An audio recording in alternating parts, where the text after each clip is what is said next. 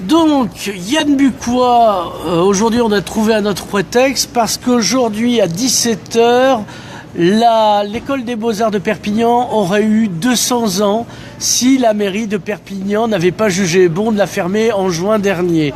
Alors, tu es artiste, tu es indépendant, une école des Beaux-Arts, c'est important ? Disons que ça empêche les jeunes de voler les sacs des vieilles dames. Donc ça leur donne une occupation et bon, on peut dire oui, pendant l'adolescence, ça peut être intéressant d'apprendre l'art, tout ça, mais bon, pour moi, je crois que l'art, ça s'apprend pas, l'art, c'est dans la rue, c'est dans la vie, c'est l'art de la vie. Donc aujourd'hui, voilà, il faut que ces écoles d'art se transforment en écoles d'apprentissage de l'électricité, de la plomberie, des choses utiles, quoi, du crochet, voilà, parce qu'on va arriver dans une société où on va manquer de tout. Il faudra, comme dans Mad Max, tu vois, il n'y aura plus de pétrole, il n'y aura plus rien, il n'y aura plus de terres rares, comme on dit.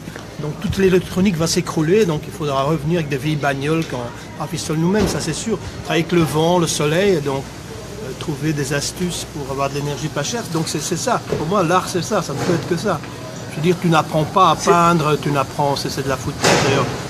Je veux dire, ça ne s'apprend pas, quoi. Tu peux avoir certaines qualités de base au départ et tu développes ça peut-être un peu le week-end. Enfin, c'est de l'ergothérapie quelque part.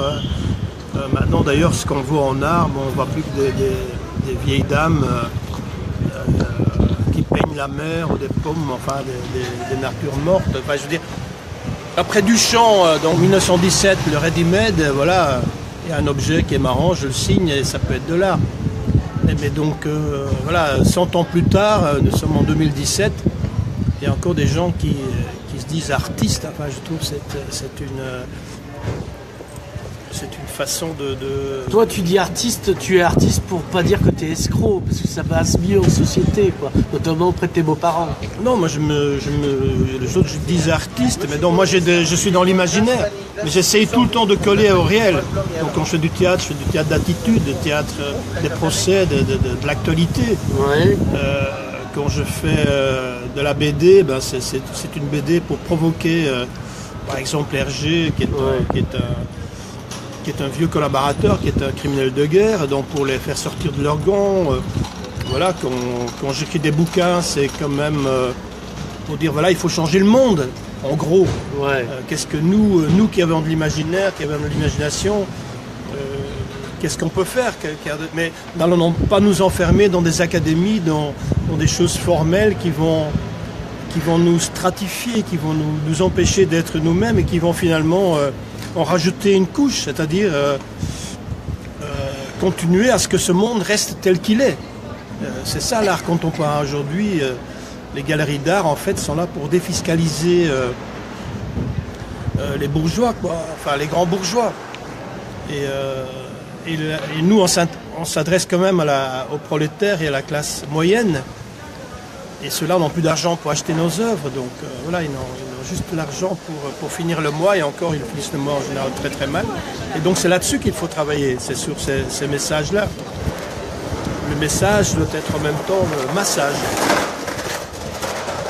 Ça, on leur apprend pas dans les écoles. Je veux dire, ce n'est qu'une façon de calmer la jeunesse et d'empêcher que la révolution se fasse. Voilà. C'est une espèce de thérapie de groupe. Et pendant ce temps-là, ils n'apprennent pas la vraie vie, ils n'apprennent pas les vraies choses, ils n'apprennent à rien faire de leurs mains, en fait. Donc c'est une très bonne chose que cette académie soit fermée. Et je félicite le maire M. Pujol, dont bientôt on fera le procès, évidemment, puisque... Il faut quand même un jour le mettre sur la sellette. Oui. Mais je crois que la fermeture de l'académie, maintenant, est-ce que ce bâtiment peut servir à autre chose?